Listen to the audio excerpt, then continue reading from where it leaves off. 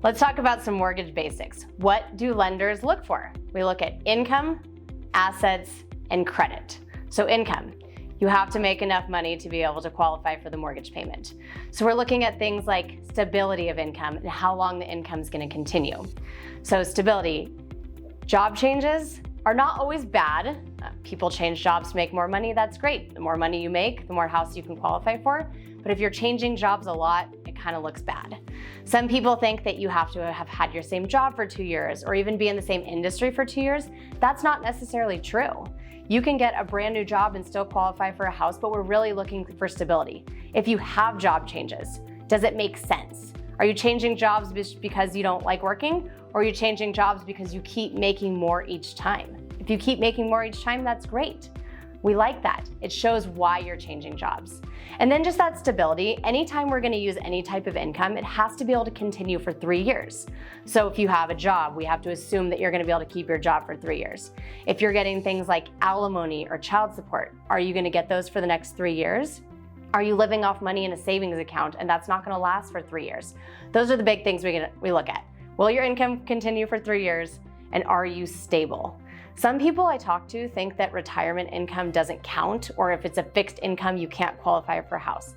That is not true. That's the most stable income that there is if you're getting retirement or Social Security. So all of those things we can absolutely use if you're gonna keep that income for the next 3 years. Next, assets.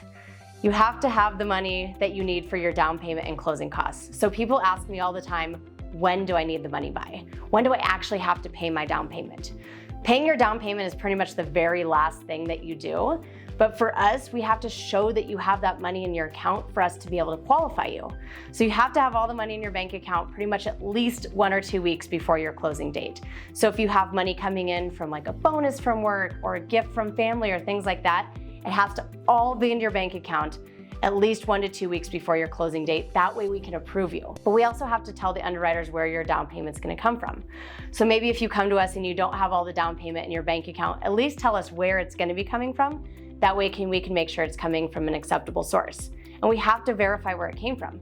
Certain things aren't acceptable for your down payment. You can't take money off of a credit card. You can't take out an unsecured loan. You can't get money from the seller or your lender or your realtor. Things that do count, your savings counts. Gifts from family are fine. 401ks, IRAs, stocks, all of that stuff is your money, so you can use it for your down payment or your closing costs. You can borrow money as long as from a secured source. So say you have another house and you take out like a home equity loan or home equity line of credit. You can use that for your down payment. You can actually take money out on a loan on your car because that's a secured loan. So I've had some people where their car was paid off, they took out a loan on their car and they use that for their down payment. The other thing that we look at is credit.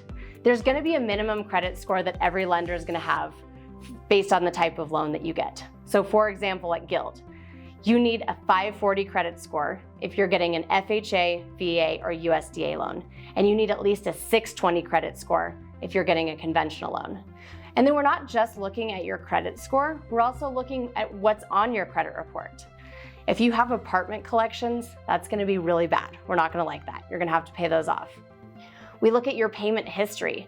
If you have 30-day lates within the last year, that's gonna look really bad when you apply for a mortgage. If you pay all of your bills on time, we love that. Keep doing that.